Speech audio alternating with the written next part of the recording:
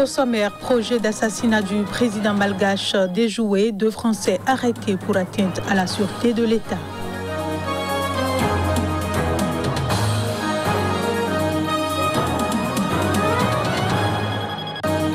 Émeute et pillage en Afrique du Sud, les premiers suspects dont un ancien présentateur de la chaîne publique devant la justice pour leur implication présumée.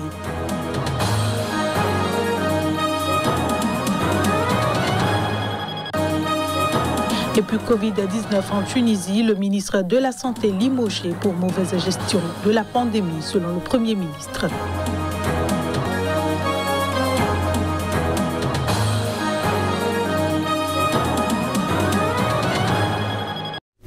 Bonsoir à tous et bienvenue dans ce journal. En Afrique du Sud, l'ancien président Jacob Zuma, emprisonné pour outrage, a bénéficié d'une autorisation de sortie exceptionnelle pour assister aux funérailles de son frère ce jeudi.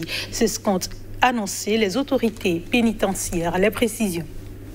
Le département des services correctionnels a indiqué dans un communiqué ce jeudi qu'en tant que détenu classé à court terme et à faible risque, la demande de congé pour raison familiale de Jacob Zuma a été approuvée.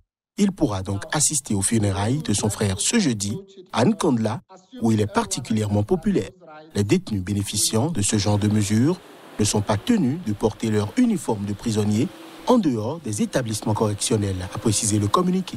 Après 9 ans au pouvoir, Jacob Zuma a été évincé par le parti au pouvoir, le Congrès national africain ANC en 2018, à la suite d'une série de scandales de pots de vin survenus pendant sa présidence. Condamné à 15 mois de prison pour outrage à magistrat le mois dernier, après avoir refusé de répondre aux enquêteurs, il est incarcéré depuis le 8 juillet dernier dans une prison de la ville d'Escort, dans l'est du pays, à environ 1 heure de route de son domicile rural de Nkandla.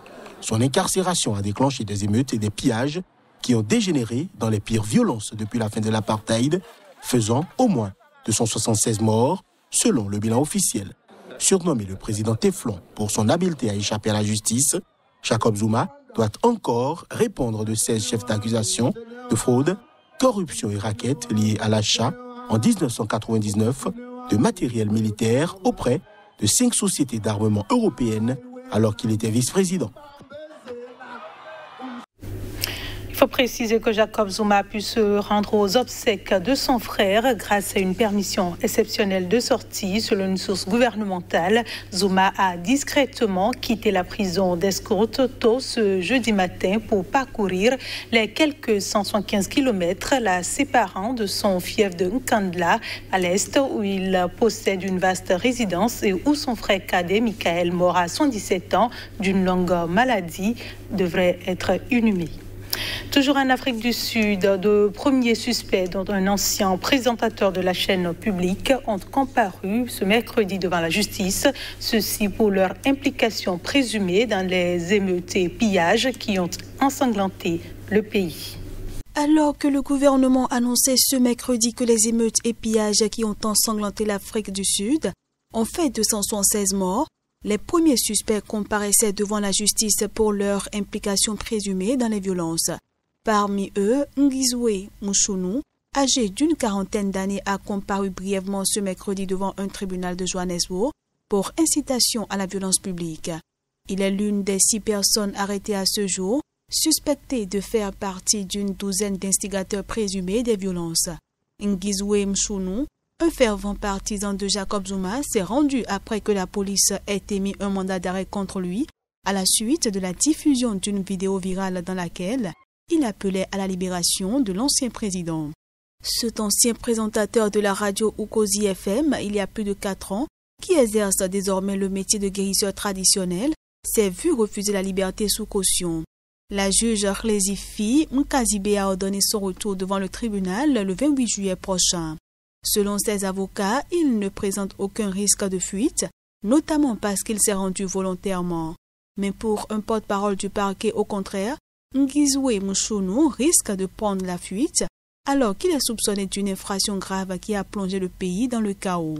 Selon le parquet, 4 des 6 suspects arrêtés ont comparu devant un tribunal ces derniers jours, parmi lesquels un membre du petit parti d'opposition patriotique Alliance, Pousse Nimer Out, accusé d'avoir incité à la violence par une note vocale diffusée via WhatsApp. Je le disais en titre, à Madagascar, 2 Français ont été arrêtés mardi soir pour atteinte à la sûreté de l'État. Ils étaient toujours placés en garde à vue ce mercredi soir avec leurs épouses. Le parquet malgache a annoncé avoir déjoué une tentative d'assassinat du président de la République et arrêté plusieurs personnes étrangères et malgaches. Parmi ces personnes arrêtées figurent 2 Français. Selon la procureure générale auprès de la cour d'appel, qui s'est exprimée mercredi soir, les 2 hommes auraient été inculpés pour atteinte à la sûreté de l'État. Selon les preuves matérielles en notre possession, ces individus ont échafaudé un plan d'élimination et de neutralisation des diverses personnalités malgaches, dont le chef de l'État a précisé la procureure. À ce stade de l'enquête qui se poursuit, le parquet général assure que toute la lumière sera faite sur cette affaire, a-t-elle ajouté. La procureure n'apporte cependant pas plus de précisions sur l'arrestation ni sur ses preuves, pas plus que sur la procédure judiciaire en cours. D'après une source qui préfère rester anonyme, Paul Rafanoarana a été interpellé par une dizaine d'hommes armés à son domicile mardi soir. Philippe François l'a été dans la salle d'embarquement de l'aéroport d'Ivato alors qu'il s'apprêtait à partir pour la France. Selon une source proche du dossier, les 2 hommes étaient toujours en garde à vue mercredi et jusqu'à 18h, les avocats n'ont pas pu voir leurs clients. Autre information, l'archevêque émérite de Kinshasa, décédé à 81 ans, a été inhumé ce mercredi dans les caveaux de la cathédrale Notre-Dame du Congo à Kinshasa. De nombreuses personnes en larmes ont dit en dernier adieu à celui qui a joué un rôle de premier plan en République démocratique du Congo. L'enterrement a eu lieu à l'issue de la messe qui a été dite par le cardinal Philippe Ouédraogo, archevêque de Ouagadougou, Burkina Faso, entouré de 4 autres cardinaux africains, des dizaines d'évêques, de nombreux prêtres et des fidèles. Les présidents de la RDC, Félix Tshisekedi et son homologue de la République du Congo-Brazzaville, Denis Sassou Nguesso, ainsi que plusieurs responsables politiques africains ont pris part à cette célébration. Après l'inhumation, la tombe du cardinal Monsango est restée ouverte aux fidèles pour le recueillement. En Tunisie, le ministre de la Santé, Fawzi Mehdi, a été limogé mardi soir à l'issue du premier jour d'une campagne de vaccination exceptionnelle ouverte à tous les adultes pour la plus importante fête musulmane en plein pic de contamination au coronavirus. Selon le Premier ministre, il a été limogé pour mauvaise gestion de la pandémie. Reportage. Le limogeage du ministre tunisien de la Santé en plein pic de contamination au coronavirus a fragilisé encore plus le gouvernement de Hichem Mechichi, dont la gestion de la pandémie est pointée du doigt. Je ne reconnais plus le ministre de la Santé. Ce n'est plus pareil. Il était connu pour ses bonnes qualifications et pour ses qualités scientifiques, managériales et administratives. Mais chaque jour, il y a une mauvaise gestion du Covid, ce qui nous a conduit à prendre de manière responsable cette décision nécessaire.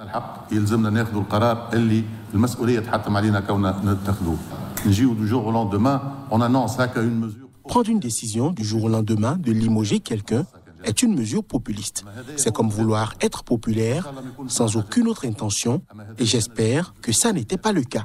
Je considère que c'est une décision criminelle. Le chef des urgences de l'hôpital Farhat Hached de Sousse, où les malades du Covid-19 continuent d'affluer, a expliqué qu'ils tiennent le coup, mais la situation reste précaire.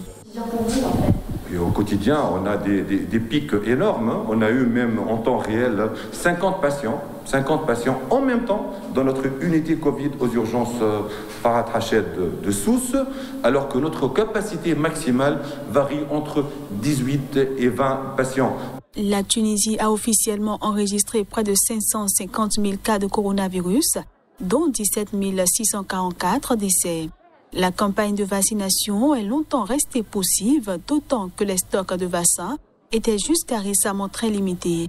Quelques 937 000 personnes ont été complètement vaccinées, soit environ 8% de la population, un taux trop bas pour freiner la contagion, même s'il est parmi les plus élevés d'Afrique. Et puis la Chine a rejeté jeudi la proposition de l'Organisation mondiale de la santé de poursuivre l'enquête sur l'origine de la pandémie dans le pays asiatique où les premiers malades au monde du Covid ont été identifiés fin 2019. Le chef de l'OMS, Tedros Adhanom Ghebreyesus, a demandé la semaine dernière un audit des laboratoires dans les régions où les premiers cas de coronavirus ont été identifiés. La Chine n'entend pas céder à cette requête.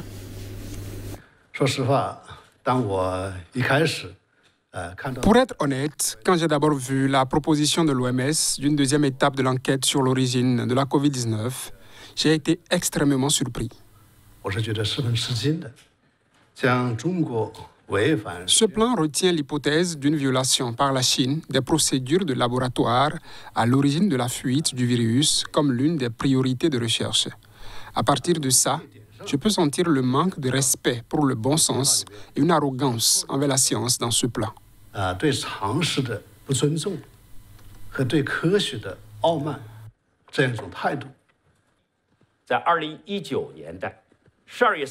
Avant le 30 décembre 2019, l'Institut de virologie de Wuhan n'avait pas eu de contact ou n'avait pas stocké ou étudié de COVID-19. L'Institut de virologie de Wuhan n'a jamais conçu, fabriqué ou fuité la COVID-19. Jusqu'à présent, le personnel et les étudiants diplômés de l'Institut de virologie de Wuhan ont maintenu une infection nulle à la COVID-19.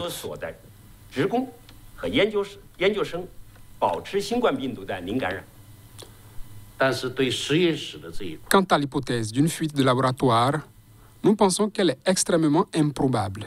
Il n'est pas nécessaire d'investir plus d'énergie et de ressources dans cet aspect maintenant. Bien sûr, nous n'excluons pas que si de nouvelles preuves émergent, nous puissions alors mener de nouvelles recherches.